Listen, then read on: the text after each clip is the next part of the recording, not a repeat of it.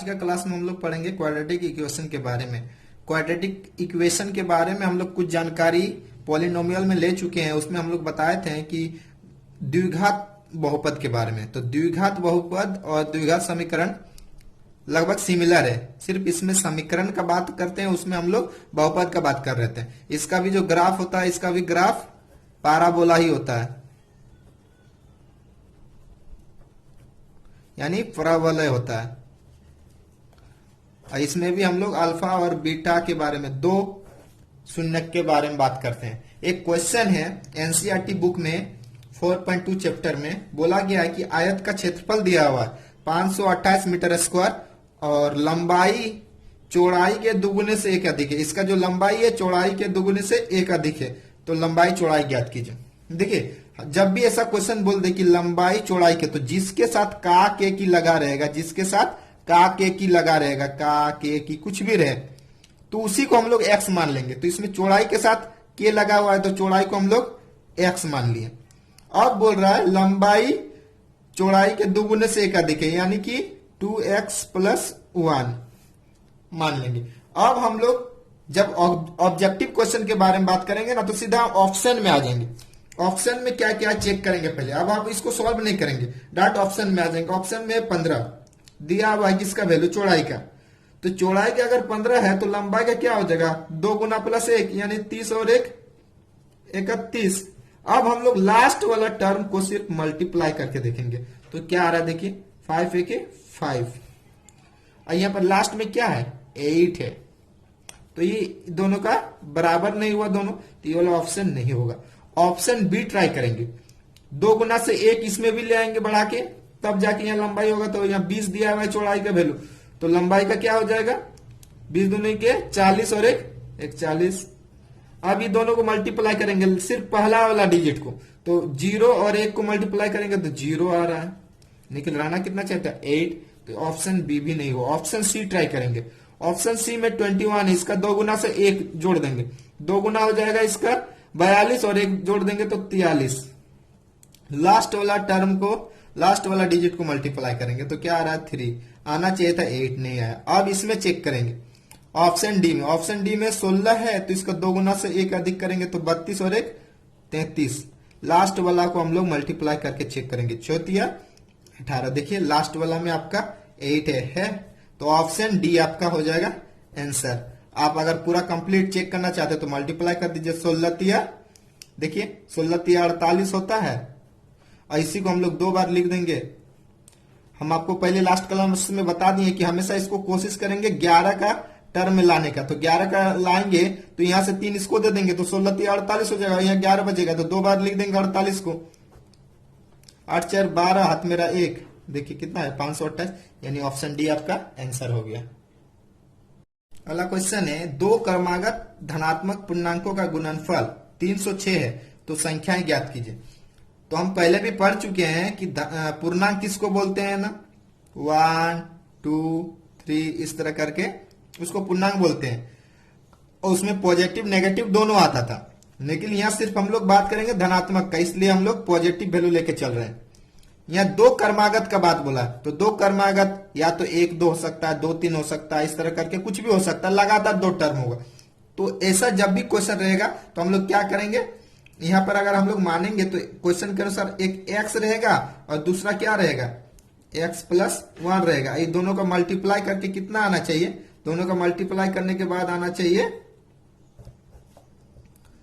306। Question में अब हम लोग देखेंगे कि देखिए यहाँ पर x है, यहाँ भी x है, लेकिन यहाँ सिर्फ एक नंबर, एक डिजिट इससे जस्ट अधिक है।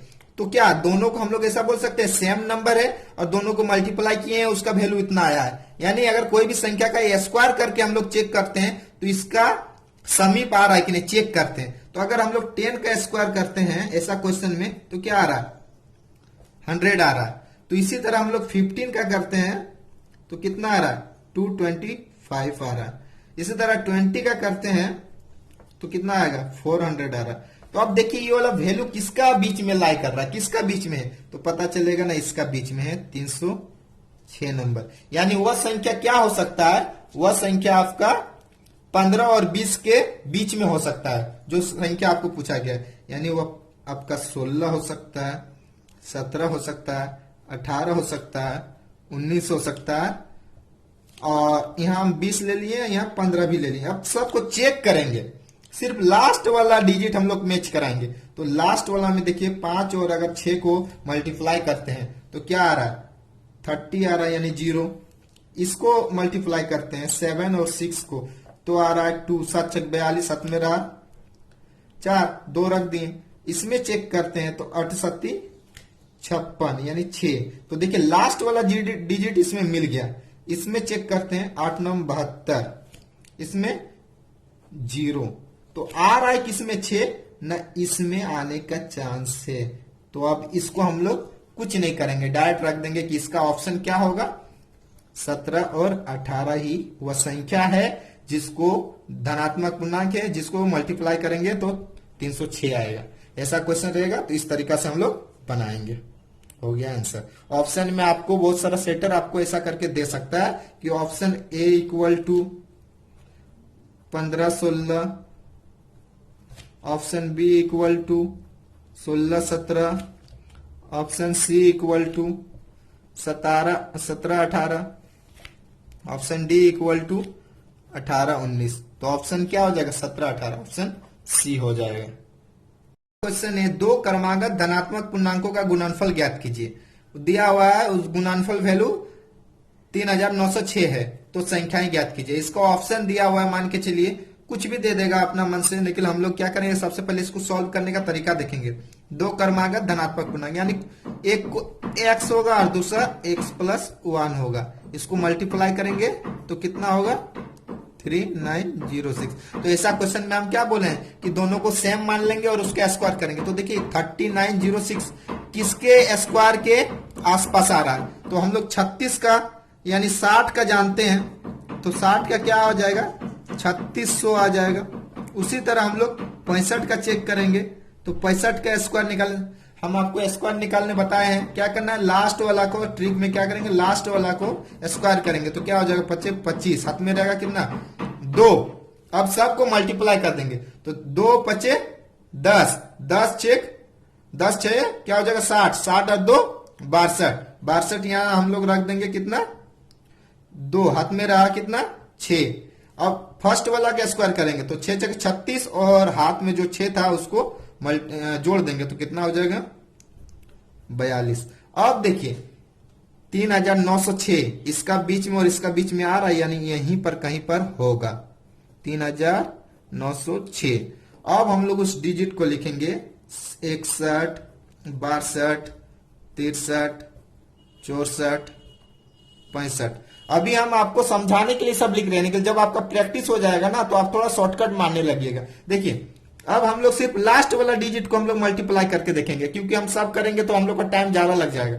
लास्ट वाला में करेंगे तो 2 1 2, इसका करेंगे तो 3 2 के 6, इसका करेंगे तो 4 3 12, इसका करेंगे तो 6 5 20। अब देखिए 6 किस में आ रहा है, यहाँ 6 है लास्ट में ना आपका, तो यहाँ 6 किस में आ रहा है, 62 और 63 में, तो वो संख्या क्या हो जाएगा, 62 और 63 हो जाएगा वो संख्या, यही हो जाएगा आपका आंसर। ऑप्शन में क्या करेगा क्वेश्चन सेटर, आपको ऑप्शन ए में रख देगा 61 62, ऑप्शन बी में रख देगा 62 63, ऑप्शन सी में रख देगा आपका 63 64। इस तरह करके आपको ऑप्शन बना देगा। तो ऑप्शन कौन सा आ रहा है, देखिए इसके अनुसार ऑप्शन बी हो रहा है।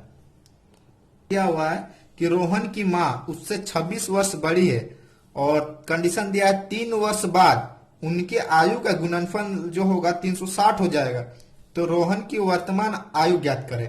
अगर ऐसा क्वेश्चन रहेगा और ऑप्शन दिया हुआ है, ऑप्शन ए 5 है, ऑप्शन बी 6 है, ऑप्शन सी 7 है, ऑप्शन डी 8 है, तो ऑप्शन से ही हम लोग बनाएंगे। क्या करना है, 3 वर्ष बाद वाला कंडीशन में हम लोग को 360 दिया हो, तो 3 वर्ष बाद रोहन का आयु क्या हो जाएगा, अभी तो ये वैल्यू दिया होगा वर्तमान का, तो 3 वर्ष बाद क्या होगा, 5 में 3 जोड़ेंगे तो 8, और उसका मम्मी का ये एज 26 वर्ष बड़ी है उससे, तो 8 में 26 जोड़ देंगे तो कितना हो जाएगा, 34। अब ये दोनों को मल्टीप्लाई करके चेक करेंगे लास्ट वाला डिजिट को, तो क्या आ रहा है, 8 चौक 32, यानी 2, हाथ में रहा 3, छोड़ देंगे। यहाँ पर आना चाहिए था कितना, 0 आना चाहिए था, तब हम लोग बोल सकते थे हो सकता है, इस चेक करते हैं। अब अगला वाला ऑप्शन में चेक करेंगे, यानी ऑप्शन ए नहीं हुआ। ऑप्शन बी चेक करेंगे, 6 में 3 जोड़ देंगे तो 9, 3 साल बाद का बात बोल रहा। ये जो कंडीशन लिख रहे हैं 3 साल बाद, नीचे वाला, ठीक है। तो 3 साल बाद उसका मम्मी का 26 जोड़ देंगे तो कितना हो जाएगा, 35। अब इसमें से हम लोग मल्टीप्लाई करके चेक करेंगे।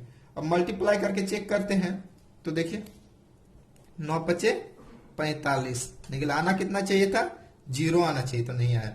ऑप्शन बी नहीं हुआ। ऑप्शन सी चेक करेंगे, 3 साल बाद, तो 3 साल बाद 10 हो जाएगा और उसका मम्मी का एज इसमें 26 जोड़ देंगे तो कितना हो जाएगा, 36। अब इसमें देखिए मल्टीप्लाई कर रहे हैं तो आ रहा है कितना, 0 आ रहा।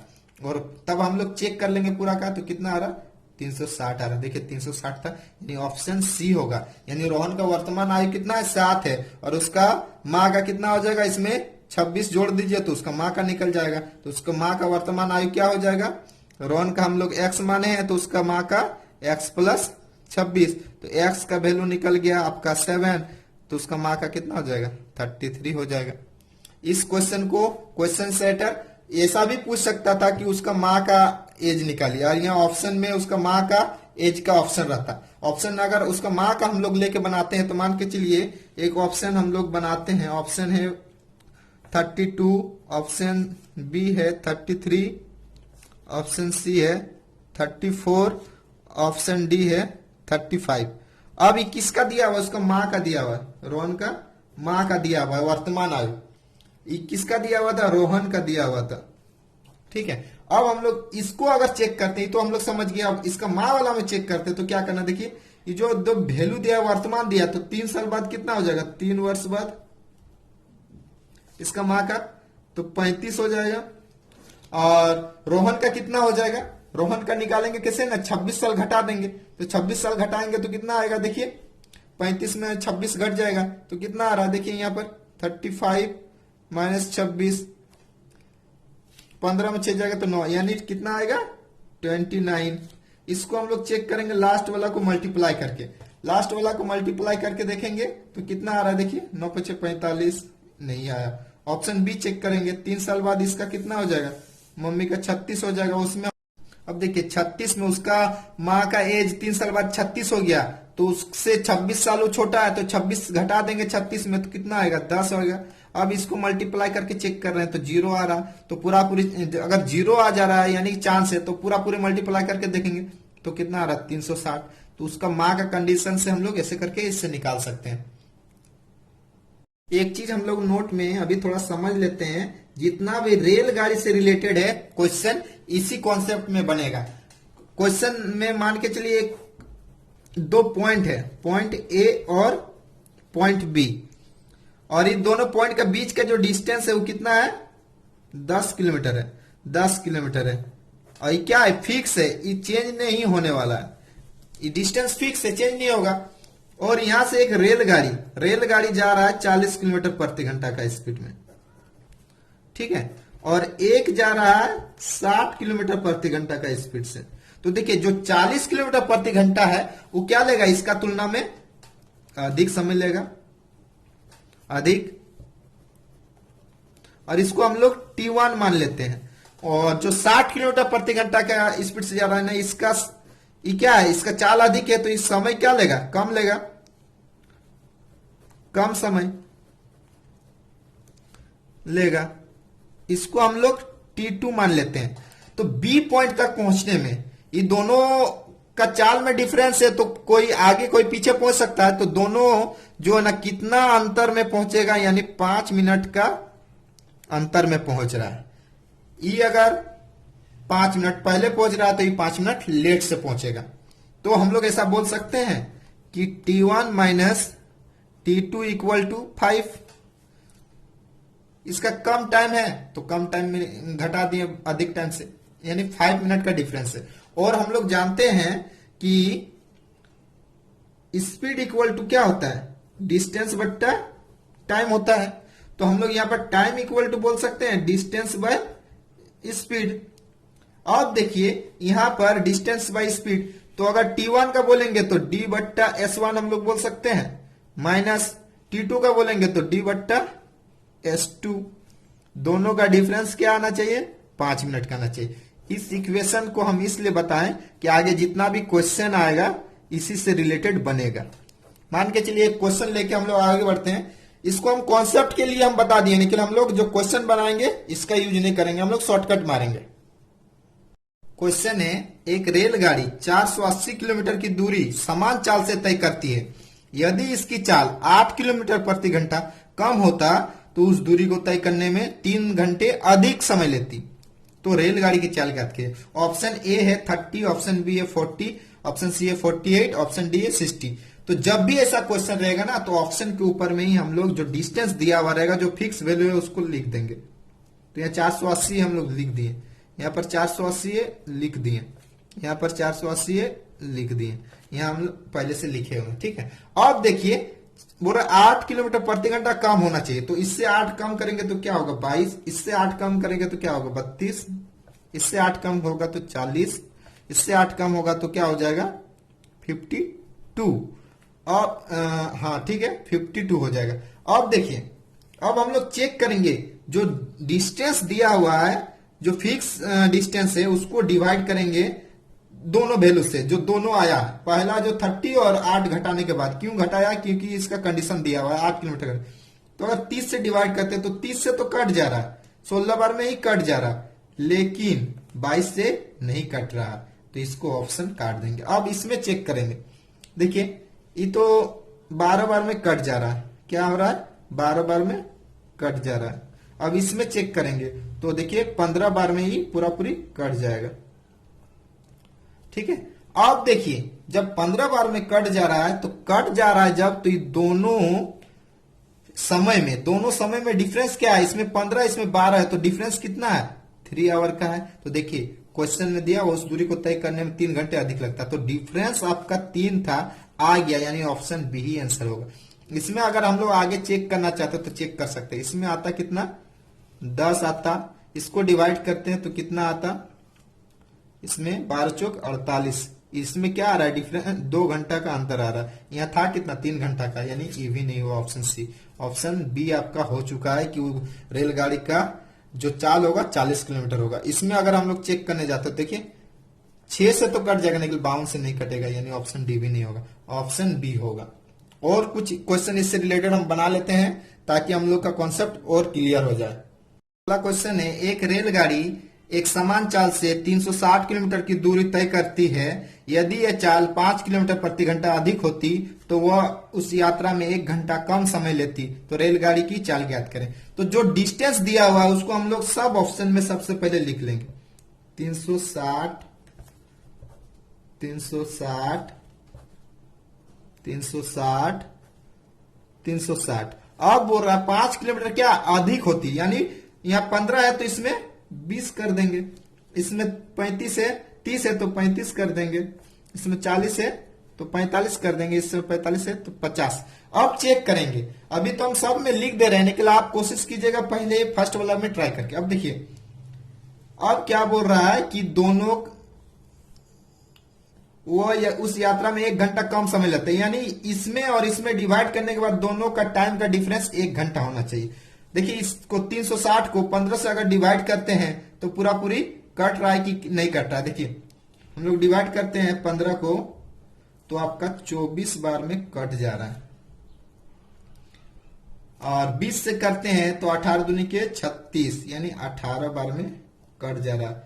इसका टाइम का डिफरेंस कितना हो रहा है, देखिए 24 18 यानी 6 घंटा का डिफरेंस हो रहा है। इसका चेक करेंगे तो इसका तो 30 से पूरा पूरी कट जाएगा, 35 से नहीं कटेगा क्योंकि 7 का बाड़ा में ये नहीं आ रहा है, ये नहीं होगा, ऑप्शन बी नहीं होगा। ऑप्शन सी चेक करेंगे, ऑप्शन सी चेक करेंगे तो ये तो आपका 9 बार में कट जा रहा है। ये वाला देखिए 90 90, हाँ ये वाला कट जाएगा आपका, कितना बार में कट रहा है देखिए 45 को अगर हम लोग 8 बार में करेंगे तो 8 5 40, हाथ में रहा 4, 8 चौक 32 4 36, हाँ कट जा रहा है। अब ये दोनों का डिफरेंस देखिए 1 घंटा का है, 1 घंटा का है, तो हो गया। देखिए यहाँ बोला है उस यात्रा में 1 घंटा कम समय ले सकता है, कब, जब कंडीशन कितना 5 किलोमीटर अधिक करनी है तो ऑप्शन सी हो जाएगा। तो रेलगाड़ी का चाल कितना है 40 किलोमीटर पर घंटा। ठीक है, इस तरह करके ऐसा रेलगाड़ी से रिलेटेड जितना क्वेश्चन रहेगा इस तरह हम लोग बनाएंगे। क्वेश्चन है, दो क्रमागत धनात्मक पूर्णांक ज्ञात कीजिए जिनके वर्गों का योग इतना दिया है। यानी अगर एक संख्या x है, ठीक है, तो दूसरा क्रमागत संख्या क्या होगा धनात्मक पूर्णांक में x प्लस 1। अब क्या बोल रहा है, ये दोनों का जो है ना स्क्वायर करके, ये दोनों का स्क्वायर करके ऐड करने बोल रहा है। वो वैल्यू कितना आना चाहिए, 365 आना चाहिए। तो देखिए ये दोनों संख्या तो लगभग सेम है, सिर्फ इसमें एक बढ़ा दिया गया है, यानी अगला वाला। तो क्या होगा, ऐसा संख्या जब भी रहेगा तो हम लोग ट्रिक में याद रखिएगा, जो वैल्यू दिया हुआ रहेगा ना उसको 2 से डिवाइड कर देंगे। तो अगर इसको हम लोग 2 से डिवाइड करते हैं तो क्या आ रहा है, देखिए 1 8 8 दूनी 36 कट गया पूरा पूरी। अब देखिए 5 है तो 2 बार में 4, यानी ऐसे 182.5 आ रहा है। कितना आ रहा है, 182.5। अब देखिए इतना आने के बाद हम लोग चेक करेंगे कि कौन सा संख्या है जिसका स्क्वायर करने से इसके आसपास आए, इसके आसपास आए। तो हम लोग 10 का करते हैं, तो 10 का अगर करते हैं तो 100 आ रहा है, तो 10 का नहीं होगा। 12 का 144 होता है, वो भी नहीं आ रहा। 13 का करेंगे, 13 का स्क्वायर तो कितना आ रहा है, 169 आ रहा है। 14 का करेंगे तो कितना आएगा, 196। तो ये वैल्यू है इसी का बीच में ना आ रहा है, 182.5 इसी का बीच में आ रहा है। तो हम लोग ऐसा बोल सकते हैं कि ये वह संख्या क्या होगा, 13 और 14 होगा, जिसका वर्ग करके जोड़ देंगे तो 365 आएगा। अगर चेक करना चाहते हैं तो देखिए 13 का स्क्वायर करते हैं प्लस 14 का स्क्वायर करते हैं, जोड़ देते हैं 169 प्लस 196, जोड़ दीजिए, यहाँ क्या हो जाएगा, 9 × 15 के 5, हाथ में रहा 1, हाथ में रहा 1, यहाँ हो जाएगा 10 और 16, हाथ में रहा 1, 2 और 1 3, आ गया 365। यही था। यानी जब भी ऐसा क्वेश्चन रहेगा तो क्या करना है, उसको पहले 2 से डिवाइड कर देना है और उसका वैल्यू को चेक करेंगे कौन संख्या का स्क्वायर करके उसका नजदीक जा रहा है। दो क्रमागत धनात्मक पूर्णांक ज्ञात कीजिए जिसके वर्गों का योग इतना है। तो जो वर्गों का योग जब भी बोलेगा तो हम क्या बोले, 2 से डिवाइड कर देना है। तो 2 से डिवाइड अगर कर देंगे तो इसको क्या आ जा रहा है, 2 से डिवाइड करने के बाद देखिए 6 दूनी के 12, तो 1 आ जाएगा, यानी 10 10, तो फिर आपका 5 दूनी के 10 पूरा पूरी कट जा रहा है, यानी इतना आ रहा है 650.5 आ रहा है। अब देखिए कौन सा संख्या का स्क्वायर करेंगे जो इसका सामने जाएगा। देखिए हम लोग 25 का जानते हैं, तो 25 का क्या होता है, 25 का स्क्वायर 625 होता है। अब 26 का करेंगे, 26 का स्क्वायर करके देखते हैं तो 6 छक्के 36, लास्ट वाला का स्क्वायर किया तो 36 आया, हाथ में कितना रहा 3। अब सबको मल्टीप्लाई करिए तो 2 × 6, 6 दूनी के 12, 12 दूनी के 24, 24 और 3, 24 और 3 कितना हो जाएगा 27, साथ में रहा 2। अब पहला वाला का स्क्वायर करेंगे तो 2 का स्क्वायर 4, 4 और यहाँ कितना है 2, तो 6, कितना है 676, 676। और देखिए 650, तो 650 इसी का बीच में ना आ रहा है, 625 और 676 का बीच में, यानी वो संख्या क्या हो जाएगा, वो संख्या 25 एवं 26 हो जाएगा। ठीक। क्वेश्चन है, दो ऐसे क्रमागत विषम धनात्मक पूर्णांक ज्ञात कीजिए जिनके वर्गों का योग 290 हो। तो जब भी वर्गों का योग के बारे में बात बोला है, हम क्या बोले, 2 से डिवाइड कर देना है। तो 2 से डिवाइड करेंगे तो क्या आ रहा है आपका 145 आ रहा है। तो 145, अब वो कौन सा संख्या का स्क्वायर करेंगे जो 145 के आसपास आएगा। तो हम आपको बताए थे कि अगर 10 का हम लोग ट्राई करते हैं तो क्या आ रहा है, देखिए 10 में नहीं आएगा, 11 में 121 आ रहा है, तो 11 का स्क्वायर करेंगे तो 121, क्योंकि यहाँ विषम का बात हो रहा है। अगर हम 10 लेते तो सम आ जा रहा है, तो 121 हो गया। अब 12 नहीं ले सकते हैं, विषम पूर्णांक 13 है, तो 13 का स्क्वायर क्या होगा 169 है। तो देखिए 121 और 169 का बीच में आपका आ रहा है 145 आ रहा है। तो हम बोल सकते हैं कि वह संख्या क्या है, 11 एवं 13 है। अगर चेक करना है तो चेक कर सकते हैं, दोनों को हम लोग जोड़ते हैं तो 9 1 10, हाथ में रहा 1, 6 2 8 1 9, और यहाँ तो देखिए 290 आया, हो गया ऑप्शन। अगला क्वेश्चन है, ये भी बहुत ही वीवीआई क्वेश्चन है। लगभग हर क्वेश्चन में इस टाइप का मतलब हर एग्जाम में इस टाइप का क्वेश्चन पूछा ही जाता है। क्वेश्चन है, ऋतु धारा के अनुकूल 2 घंटे में 20 किलोमीटर तैर सकती है और धारा के प्रतिकूल 2 घंटे में 4 किलोमीटर तैर सकती है, तो उसकी स्थिर जल में तैरने की चाल तथा धारा की चाल। तो मान के चलिए ऋतु की जो चाल है वो x है और धारा की चाल को हम लोग y मान लेते हैं, ठीक है। धारा की चाल को y मान लेते हैं और ऋतु की चाल को x मान लेते हैं। तो एक कंडीशन में हम लोग प्रश्न से बोल सकते हैं जो t इक्वल टू क्या होता है, डिस्टेंस बट्टे स्पीड। तो हम लोग बोल सकते हैं क्वेश्चन के अनुसार पहला टर्म 2 घंटा में क्या बोल रहा है, 20 किलोमीटर, यानी 20 बट्टे दोनों का बोल रहा है। दोनों किस में बोल रहा है, देखिए अनुकूल बोल रहा है। तो अनुकूल क्या होगा, जिधर वो तैर रहा है धारा की दिशा भी उधर हो, तो यानी x प्लस वाई कितना हो रहा है, देखिए पहला में 2 घंटा लगा रहा है, यानी इक्वेशन 1 इसको बोल सकते हैं। उसी तरह दूसरा कंडीशन में हम लोग क्या बोल सकते हैं, दूसरा कंडीशन में वो कितना दूरी तय कर रहा है, इस चीज को देखिएगा, t equal to D by S होता है, यानी टाइम इक्वल टू डिस्टेंस बटे स्पीड। दूसरा कंडीशन में क्या हो जाएगा उस हिसाब से, तो 4 किलोमीटर का दूरी तय कर रहा है स्थिर जल, 4 किलोमीटर की दूरी प्रतिकूल में, तो जो ऋतु का चाल रहेगा उसमें घटा देंगे धारा की चाल को, तो उसमें कितना टाइम ले रहा है, 2 घंटा ले रहा है। तो दोनों में क्या हो रहा है, 2-2 घंटा का टाइम का डिफरेंस है, ठीक है। अब हम लोग यहाँ कुछ नहीं करेंगे, सीधा ऑप्शन में आएंगे। सीधा ऑप्शन में आके एक को x और एक को y मान लेंगे। ये अगर x है तो y है, ये x है तो y है, ये x है तो y है, ये x है तो y है। अब हम लोग चेक करेंगे, अगर इस ऑप्शन में हम लोग लेके जाते हैं x का वैल्यू, तो x का वैल्यू देखिए यहाँ छोटा है, लेकिन होना क्या चाहिए था, x का वैल्यू बड़ा होना चाहिए, तब ना हम लोग यहाँ घटा सकते हैं। तो यहाँ पर ऑप्शन में छोटा, यानी ऑप्शन ए नहीं होगा। इसमें भी देखिए यहाँ x का वैल्यू छोटा है तो ये भी नहीं होगा। इसमें देखिए x का वैल्यू बड़ा है। इसमें अगर हम लोग चेक करते हैं तो देखिए 20 बट्टे 6 4 10, तो 2 तो आ जा रहा है। इसमें इस कंडीशन में देखते हैं कि 2 आ रहा है कि नहीं। 6 में 4 जाएगा तो 2, तो ऊपर 4 नीचे 4 हो जाएगा, यानी 1 आ जाएगा। ये कंडीशन नहीं आ रहा, क्यों नहीं आ रहा कि हम लोग चेक किए, क्योंकि 6 में 4 घटा दिए, 6 में 4 घटा दिए तो बचेगा क्या, 2 से डिवाइड करेंगे। अब देखिए, अब इसमें हम लोग चेक किए आ जा रहा है, हमको लग रहा है, देखिए 2 आया, 2 से काट देंगे तो आ गया 2, यानी ऑप्शन सी हो जा रहा है, ऑप्शन सी हो जा रहा है, यानी ऑप्शन सी आंसर होगा। अब इसमें अगर हम चेक करते हैं तो 4 आ रहा है, 4 आ जाएगा तो 4 से कटेगा तो 1 आ जाएगा, यानी ऑप्शन डी नहीं होगा, ऑप्शन सी होगा। यानी ऋतु की चाल होगा 6 और धारा